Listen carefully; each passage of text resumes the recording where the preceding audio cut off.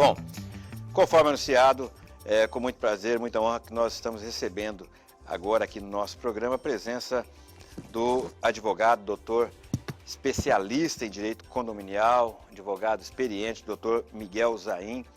Doutor Miguel, pode você pegar o microfone aí? Muito boa tarde, obrigado por ter aceito o convite do nosso programa, estar aqui com a gente, batendo esse papo tão importante nesse momento de tantas dúvidas, nessa crise causada pela pandemia com relação ao direito condominial. Muito boa tarde. Onofre, em primeiro lugar, é eu que agradeço a oportunidade de hoje estar aqui te ladeando nesse programa de um alcance incrível de audiência, para a gente trazer um pouco de informação sobre o novo direito, né?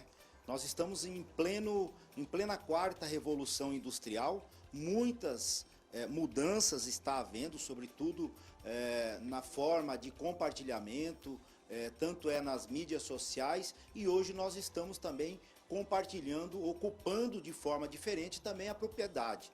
E desta forma de ocupação de propriedade de forma diferente é onde nascem os condomínios, né? Muitas pessoas em busca, principalmente de segurança, eles vão morar em condomínio. Então hoje nós temos os chamados condomínios em edifícios, né?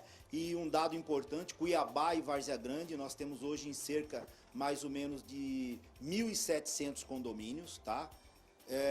No estado do Mato Grosso, 8.600 condomínios, né? Temos os condomínios em lotes também. Quem não conhece os condomínios em lotes aí, são vários, né? Florais, Alphaviles, Belvederes, enfim, vários condomínios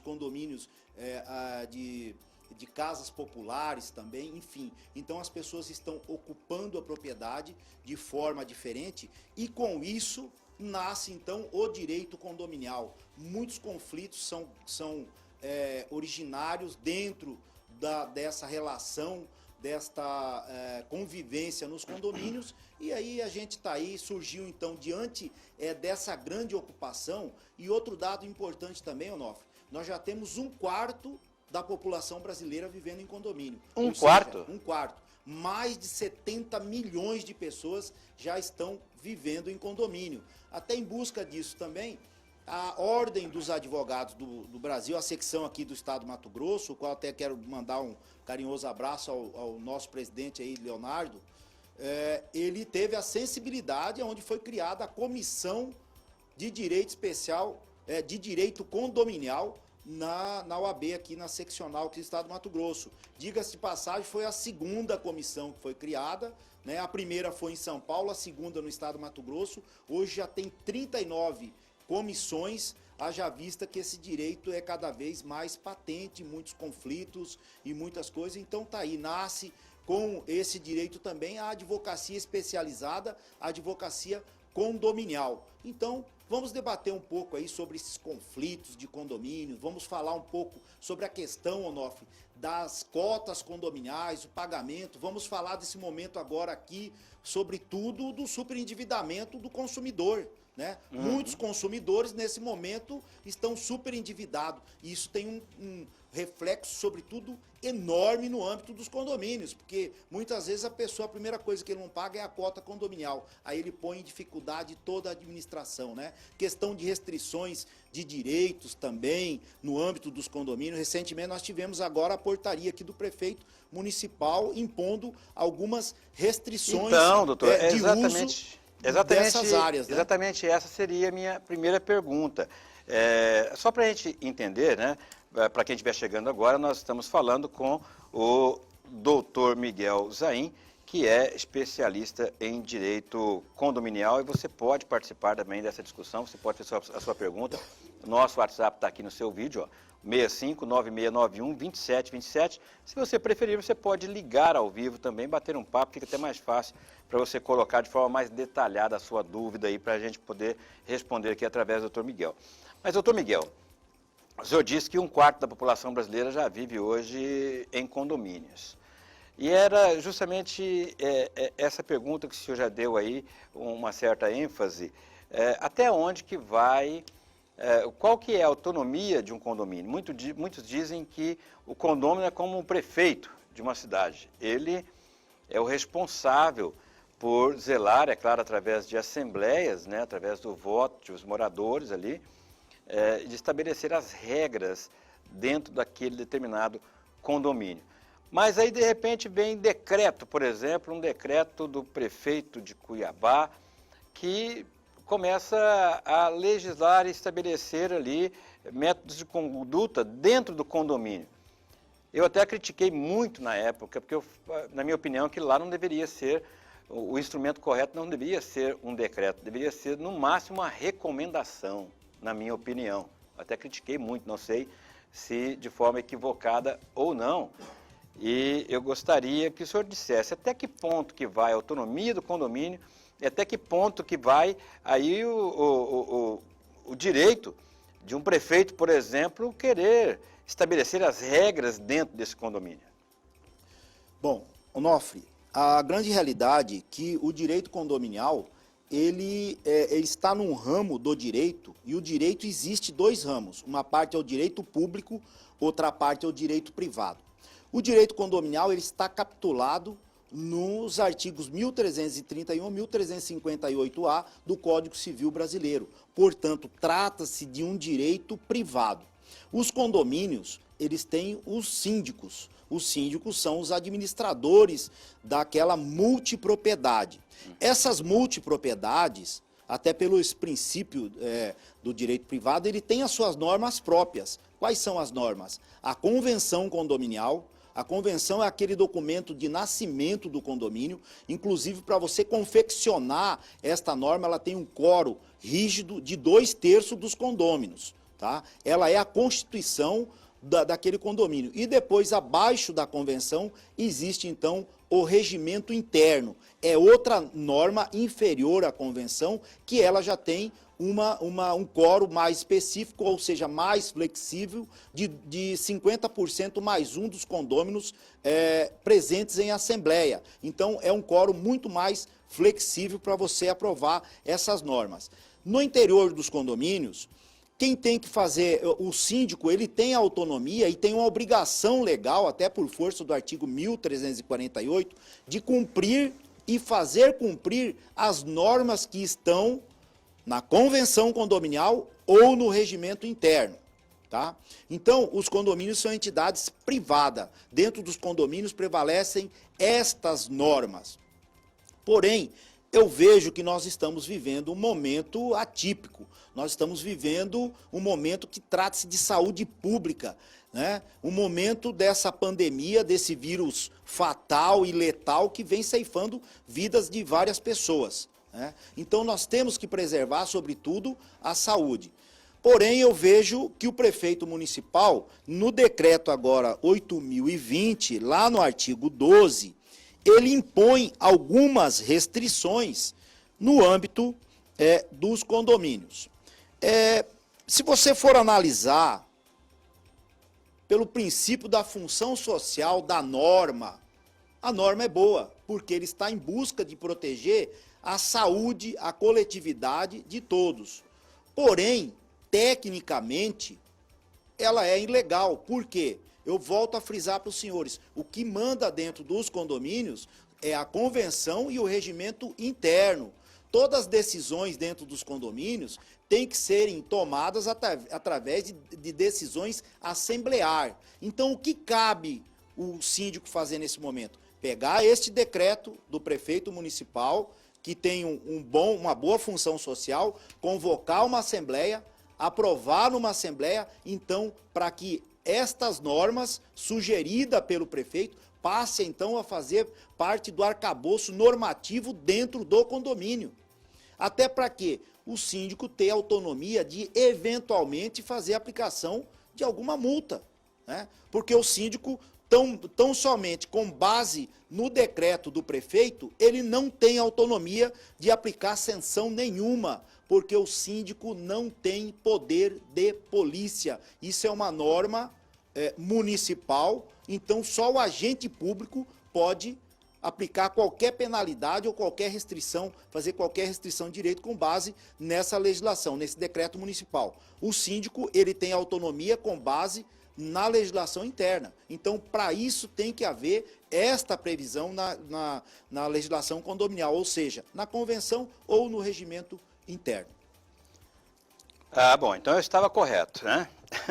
Bom, nesse tempo de pandemia pode acontecer, por exemplo, de estar vencendo o mandato de um síndico, de um condomínio, né, ou estar aí ainda a vencer em breve, proibido aglomerações.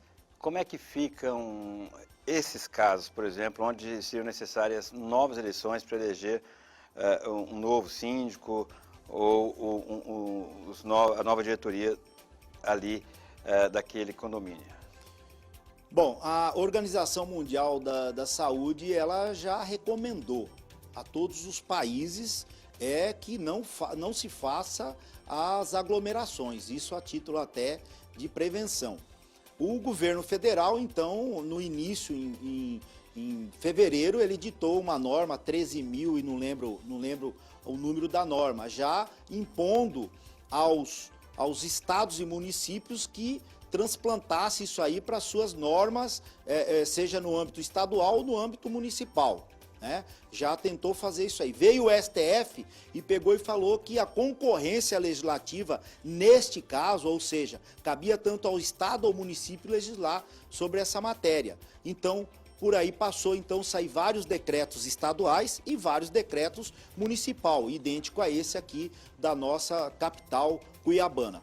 Bom, posteriormente a isso, foi feito um projeto de lei 1179 que trata-se do REGET. O que é o REGET? Regime Geral de Urgência, para esse momento que nós estamos vivendo. Esse projeto de lei 1179, ele foi votado e foi transformado na lei 10.050, 10.025, aprovado agora recentemente no Congresso, tramitou em ambas as casas, teve algum veto presidencial, mas nesta lei, no artigo 12, ele já prevê que os mandatos vencidos a partir de 20 de março, eles estão prorrogados até o dia 30 de outubro, até o dia 30 de outubro, estão prorrogados. Então, o síndico que teve o seu mandato vencido, automaticamente, por essa lei, 14.010, ela já está automaticamente prorrogada, certo? Por quê? Porque a legislação pede e a Organização Mundial de Saúde pede para que não façamos, então, a aglomeração, né? Mas é importante também falar, Onofre, que essa mesma lei, ela já previu também as assembleias em caráter virtual, né? Que é uma nova forma, uma nova modalidade de reunião, e é importante também salientar que esse mesmo tipo de assembleia nas sociedades anônimas também já tem a previsão de assembleia, a chamada assembleia virtual. O grande problema hoje que eu vejo é a questão da logística. Basta saber se todos os condôminos têm acesso à internet, se a internet vai ter vai ter uma boa, como que se diz, vai ter uma internet boa em que consiga todos os condôminos fazer parte daquela assembleia. Vejo um pouquinho com restrição neste momento também a assembleia virtual, uma vez que pode não atender todos os condomínios. Bom, com relação... Todos os condôminos, né? Todos os condôminos. Com relação a reformas em unidades privadas em tempo de pandemia, a gente sabe que isso é uma dor de cabeça danada, né? Uma briga quando alguém vai reformar o apartamento, por exemplo, dentro de um prédio com cerca de 100 apartamentos, a gente tem vários prédios como esse aqui, nesse tamanho. Uma reforma em tempos de pandemia, há alguma recomendação ou alguma restrição nesse período? Bom, a princípio, as obras dentro dos condomínios são 3 tipos de obras que tem. As obras necessárias, aquelas obras que têm a necessidade de se fazer, né? Aquela obra, por exemplo, estragou um elevador, estragou um portão, né? É necessário, queimou uma lâmpada, isso é uma coisa necessária. É manutenção, né? Manutenção, então são obras necessárias. Existem as obras úteis. O que é a obra útil? Útil é aquela que aumenta a utilidade da coisa. Como, por exemplo, você tem uma área de lazer, você quer construir um banheiro a mais, então aquela obra é útil, ela vai aumentar a qualidade da coisa, a utilidade da coisa. E existem as obras voluptuárias, são as obras que tratam de embelezamento, tipo papel de parede, troca de lustres, essas coisas assim. Então são esses os tipos de obras no condomínio e até mesmo na unidade. O que nós temos que preservar? Aquelas obras necessárias nesse momento, né? Até para preservar a não aglomeração. Então as obras podem acontecer? Pode sim acontecer, mas desde que seja obedecido aquela questão do distanciamento, a questão do uso da máscara, a questão de poucas pessoas e um dos fatores principais no âmbito dos condomínios, Onofre, é a questão dos princípios de direito de vizinhança.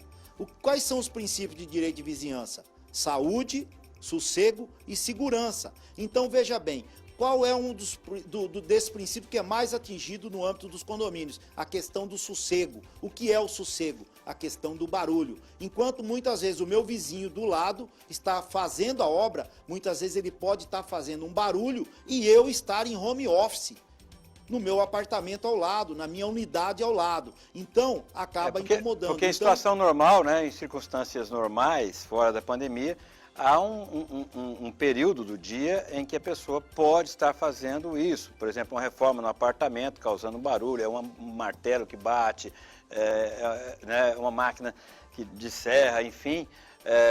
Antes da pandemia, ou seja, em situações normais, existe um período para isso, né? Das 8 da manhã até às 5 da tarde, eu acho que é lá no meu condomínio, por exemplo. Mas, em se tratando de pandemia, a coisa fica complicada, porque tem muita gente, como o senhor mesmo já disse, que fica em home office nessa época. Exatamente. Em dias normais é óbvio que tem um momento oportuno e regimentado no regimento interno em que você pode fazer a sua obra normalmente.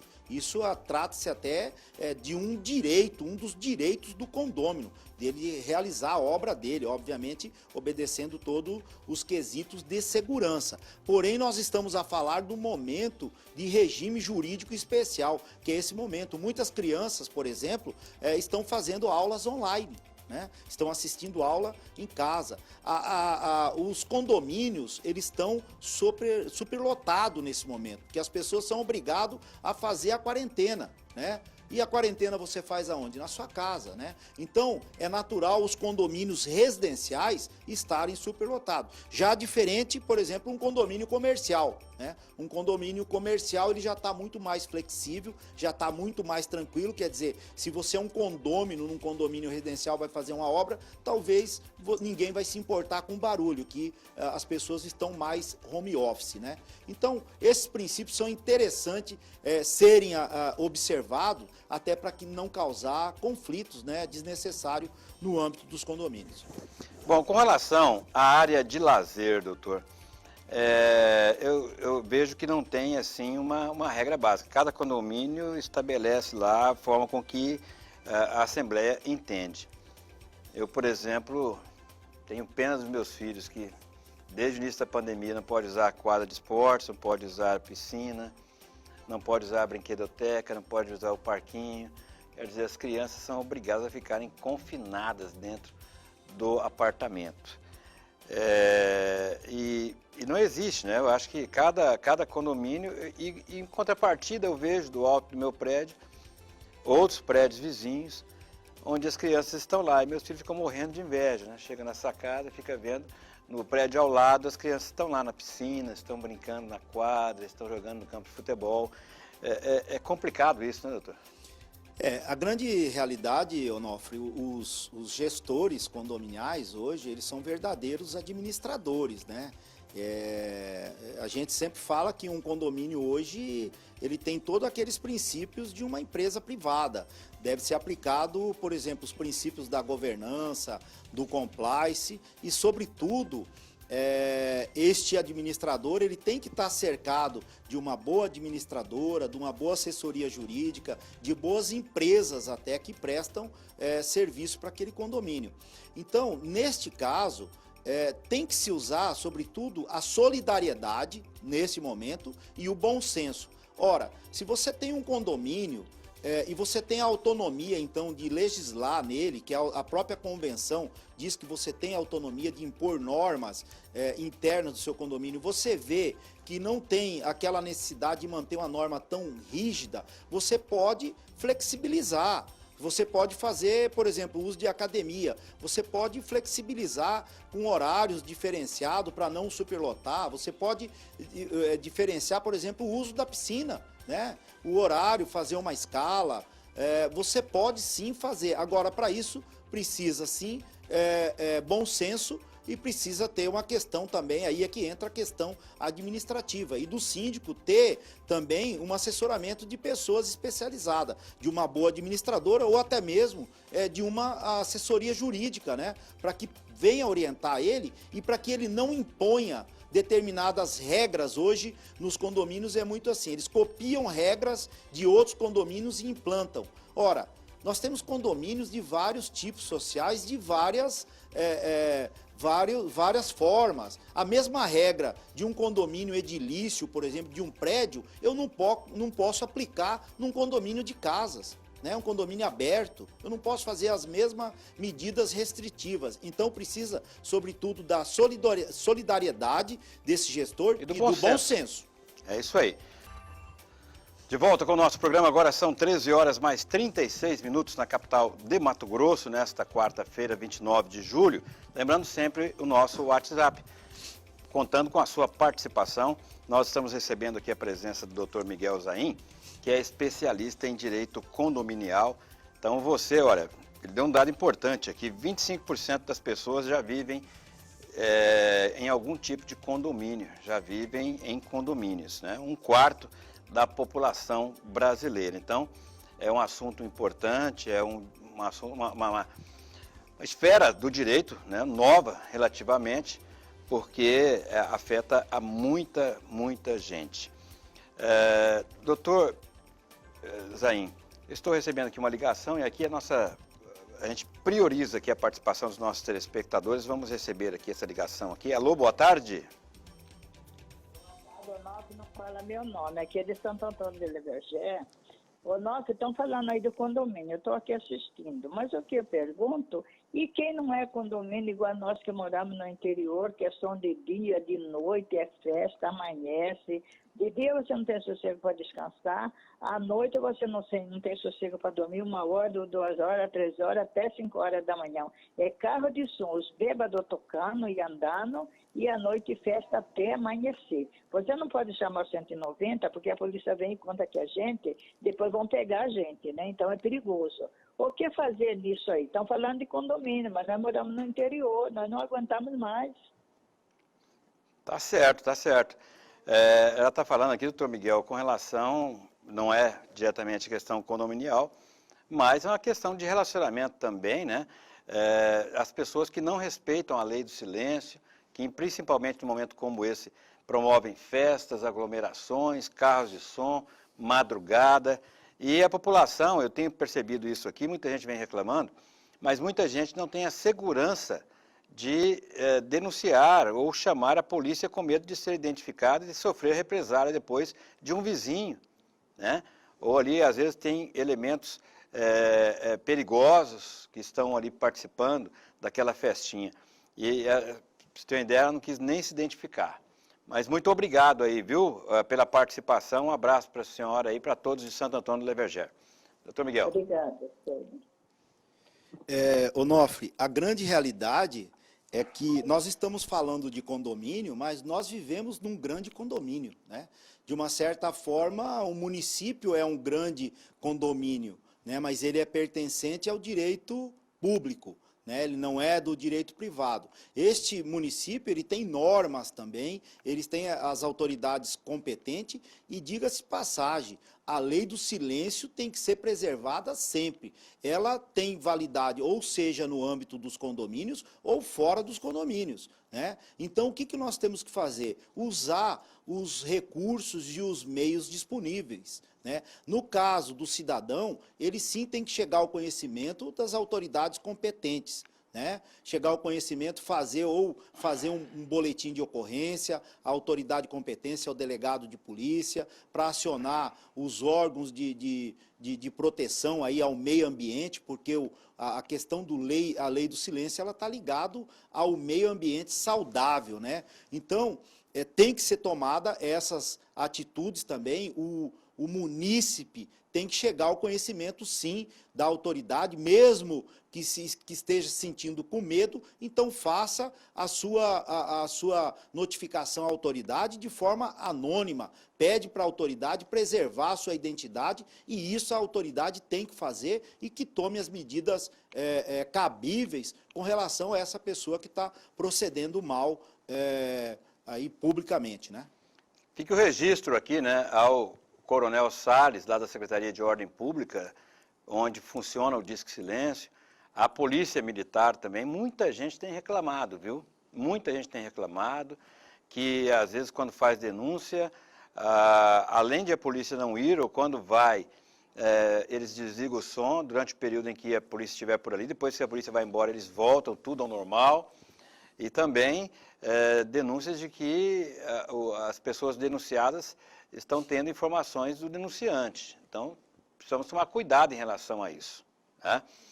Bom, foi aprovado no Senado uma proposta que obriga síndicos e vizinhos a denunciarem a violência doméstica. Antigamente, dizia-se, em briga de mulher, marido e mulher, não se mete a colher. Aí agora, recentemente, já disse, não, pessoal, em briga de marido e mulher, pode meter a colher. E agora, segundo essa proposta, em briga de marido e mulher, você é obrigado a meter a colher, né? Coloca para a gente a matéria da TV Senado. Põe na tela da TV. Nos condomínios, as câmeras estão por toda parte para o monitoramento das áreas comuns. Mas dentro das casas ou apartamentos, às vezes ocorrem agressões ouvidas pelos vizinhos. O projeto de lei obriga síndicos e pessoas da comunidade a comunicarem essas situações às autoridades competentes. Se não fizerem, poderão ser multados. É uma tentativa de conter a violência. Nessa pandemia que nós estamos vivendo, aumentou muito a violência nos lares, que as pessoas hoje estão ficando mais em casa. Então, o que diz esse projeto? O síndico ou vizinho tem o dever e a obrigação de denunciar alguma agressão que ele viu contra a mulher. Comunicar às autoridades competentes, para que a autoridade vai naquele local, vê o que está acontecendo e realmente evite aquela agressão. Isso é mais um passo para nós tratar a vida das mulheres, para ter primeiro um pouco de dignidade. Observamos que só o Poder Judiciário e a Segurança Pública não vai resolver o problema da violência contra as mulheres. A sociedade tem que dar as mãos, gente. E esse projeto de lei vem mostrar que a gente tem que acabar com a lei do silêncio. O silêncio que está matando centenas de mulheres nesse país. Este síndico não é contra o projeto, mas faz algumas considerações. Os síndicos não são contra a lei na forma de denúncia. O que se observa é que a lei está impondo que o síndico exerça o poder de Estado de denúncia. E não é isso que o síndico entende. O síndico entende que a denúncia não deve se partir do síndico, mas sim ele ser um colaborador do Estado com relação à sociedade. Bom, doutor Miguel, o senhor viu aí a senadora Zenaide Maia do PROS, que é a autora da matéria, né, da proposta, aprovada no Senado, e uma palavra de um síndico aí, de um condomínio, dizendo que ele não se vê na obrigação, não concorda inteiramente com a proposta, né, aprovada, porque ele não se vê na autoridade como Estado, né? Mas quando se fala em denúncia, será que está dentro daquilo que o síndico questionou, doutor Miguel?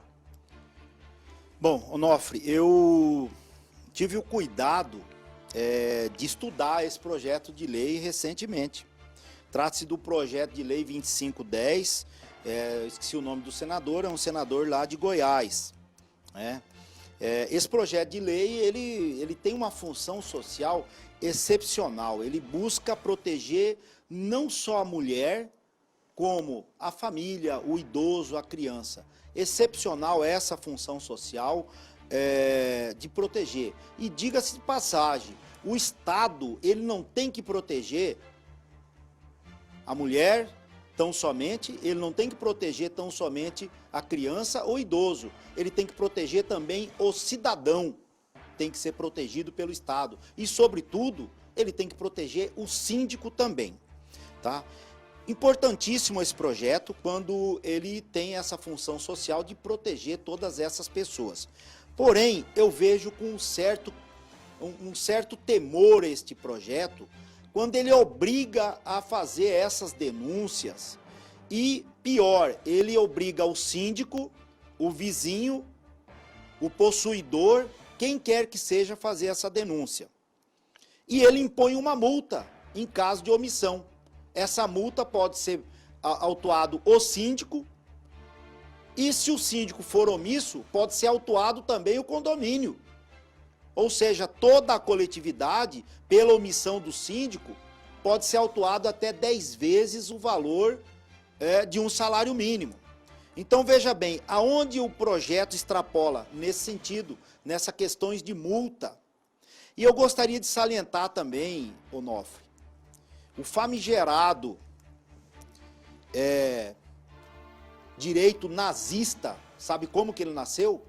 Umas pessoas denunciando a outra. O Estado, sim, nesse quesito eu vejo que o Estado tem que investigar, a vítima tem que investigar. Essa questão de você colocar um para ficar dedando o outro, ainda mais se a pessoa é violento, ele pratica uma violência contra a mulher. Aí vai o síndico, faz aquela denúncia. Será que esse síndico não vai passar a ficar na mira desse cidadão violento?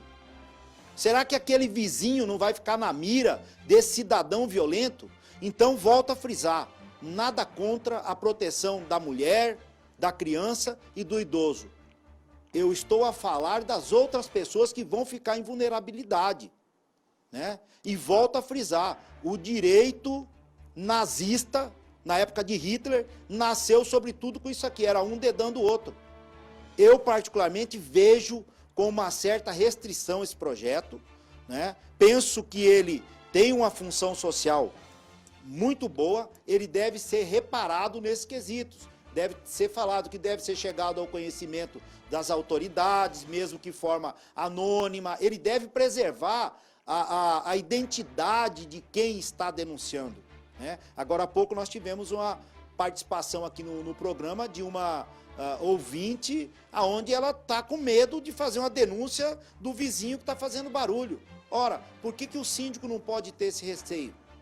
Por que o vizinho não pode ter esse receio também? Então eu penso que nesses aspectos o projeto de lei precisa fazer justiça não só com a mulher, com a criança ou com o idoso, mas com todos que compõem aquela multipropriedade. E tem mais uma coisa, Onofre, também nesse projeto. Veja só o que diz esse projeto. Se o síndico for omisso e não denunciar a violência, ou digamos, de repente ele fica com medo, ele não denuncia, fica com medo, sabe o que diz o projeto de lei? Ele perde o cargo dele automaticamente, sem direito à defesa. Alô, cadê o princípio do contraditório, da ampla defesa, do processo legal, escrito na Constituição Federal? Esse projeto vai atropelar tudo isso? Então eu vejo com muita ressalva e muita cautela e com muita preocupação, porque ele já teve a primeira aprovação e isso pode deixar os síndicos numa condição de vulnerabilidade e ele pode ser violentado também no sagrado direito dele, do princípio do contraditório, da ampla defesa, no momento em que automaticamente ele perde o cargo. Quer dizer, ele não vai ter nem oportunidade de chegar para alguém se explicar, olha, eu não fiz porque o cara é violento, o cara já responde 3, 4 processos de homicídio, eu fiquei com medo. Ele não vai ter essa oportunidade. Então eu tenho as minhas cautelas muito reservadas com relação a esse projeto de lei. Bom, ainda está em tramitação, né? Tá em não tramitação, foi aprovado. Mas ele já foi aprovado já no... Na comissão. Ele é de iniciativa do Senado, né, do senador lá de Goiás, ele já foi aprovado, né, e aí o senador Randolph ainda aumentou mais a pena, um pouco mais, porque hoje é muito legal, né, a gente falar, para o político é muito legal você falar que está protegendo a mulher, protegendo a criança, protegendo o idoso, é muito legal. É o politicamente correto. Politicamente, é o que a gente fala popularmente, vamos jogar para a torcida, né? Fazer legal para a torcida. Mas e aí? Eu, como um advogado condominial e que advogo hoje para mais de 82 condomínios, tenho contato direto com os síndicos, eu vejo com muita cautela.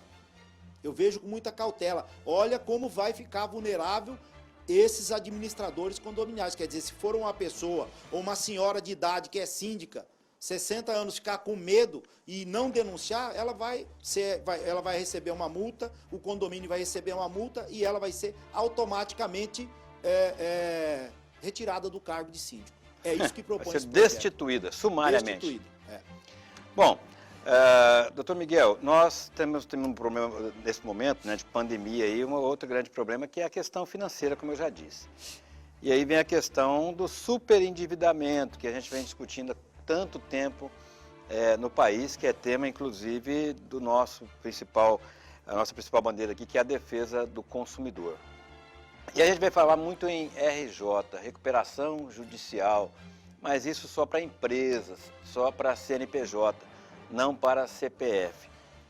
E um dos indicadores de que as famílias estão superendividadas é justamente essa questão da inadimplência condominial, quando as pessoas têm que fazer uma opção entre colocar a comida na mesa, entre pagar a luz, pagar a água, né, ou pagar o condomínio.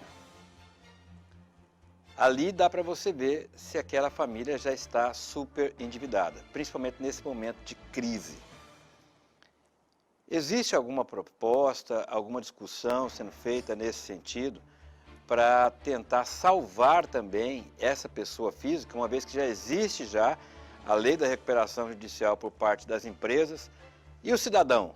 Como é que fica o cidadão que, principalmente em função dessa crise, está entrando aí em superendividamento?